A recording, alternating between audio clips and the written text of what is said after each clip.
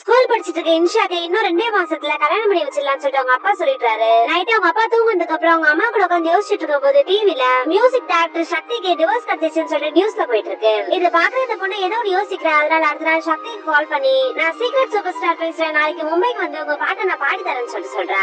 இப்ப சித்ராவோட ஹெல்ப் மூலியமா இப்ப அவங்க அம்மாக்கே தெரியாம இப்ப மும்பைக்கு பிளைட் ஏறி போறா. அங்க மியூசிக் டைரக்டர் மீட் பண்ணி அவருக்காக பாட்டுமே பாடி தரா. அந்த மியூசிக் டைரக்டர் கிட்ட எனக்கு ஒரு ஹெல்ப் பண்ணணும், நீங்க எங்க அம்மாக்கு டிவோர்ஸ் வாங்கி தரணும்னு சொல்லி கேக்குறா. அவங்க அப்பா பத்தியா சொல்லி புரிய வைக்கிறா. வக்கீல மீட் பண்ணணும்னு சொல்லி கேக்குறா. அதனால கொஞ்ச நாள் திரும்ப மும்பைக்கு வந்து ஒரு மிகப்பெரிய வக்கீலவே மீட் பண்றா. அவங்களுமே டிவோர்ஸ் நோட்டீஸ் ரெடி பண்ணி உங்க அம்மா இதுல சைன் பண்ண வைங்கன்னு சொல்லி கொடுத்து அனுப்புறாங்க. அந்த பொண்ணுமே இப்ப அவங்க அம்மா கிட்ட போய் டிவோர்ஸ் நோட்டீஸ்ல சைன் பண்ண சொல்றா. மும்பைக்கு தனியா பிளைட்ல போனதே சொல்றா. அதை கேட்டு அவங்க அம்மாக்கு பயங்கரமா கோவம் வருது. என்கிட்டே சொல்லாம நீ இவ்வளவு விஷயம் பண்றேன்னு சொல்லிட்டு அவங்க அம்மா பேசாமலே போயிடுறாங்க. நான் அம்மாக்காக எவ்வளவு விஷயம் பண்றேன், ஆனா அம்மா என்ன புரிஞ்சுக்கவே மாட்டாங்கன்னு சொல்லி அம்மா மேல கோவமும் பண்றா. இவங்க வீட்டுல இருக்க பாட்டி போய் பேச சொன்னா நானா போய் பேச மாட்டேன்னு சொல்லிட்டா. இப்பதான் அந்த பாட்டி ஒரு பெரிய உண்மையை சொல்றாங்க. இந்த பொண்ணு வயிற்றுல இருக்கும் போதே அது பெண் குழந்தைன்றதால கலைக்க சொல்லிருப்பாரு. ஆனா அவங்க அம்மா அதை கலைக்க வேண்டாம்னு சொன்னதால பிரெக்னன்ட் ரைடிங் கூட பார்க்காம பயங்கரமா போட்டு டெய்லி அடிப்பாரு. இதனால இந்த பொண்ணோட அம்மா இந்த குழந்தை பெத்தெடுக்கணுன்றதுக்காக 10 மாசம் ஒரு கண்ணிலே படாம ஒரு இடத்துல ஒளிஞ்சிட்டு அதுக்கப்புறம் குழந்தை பெற்றதுக்கு அப்புறம் தான் வீட்டுக்கே வந்திருப்பாங்க.